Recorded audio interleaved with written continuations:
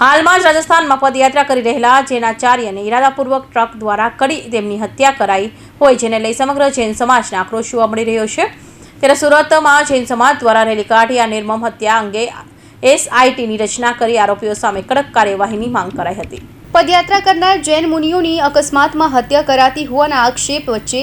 રાજસ્થાનમાં હાલમાં જ પદયાત્રા કરી રહેલા જૈન આચાર્ય ઇરાદાપૂર્વક ટ્રક દ્વારા કચડીને તેમની હત્યા કરાઈ હોય અને આવી અનેક ઘટનાઓ અગાઉ પણ બની ચૂકી હોય, જેને લઈ જૈન સમાજમાં ભારે આક્રોશ જોવા મળ્યો છે।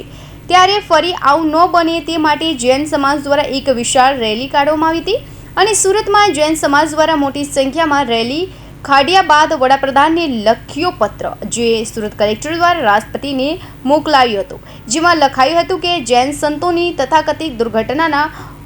ઓરડા હેઠળ થયેલી નિર્મમ હત્યા અંગે વિશેષ તપાસ દળ એટલે કે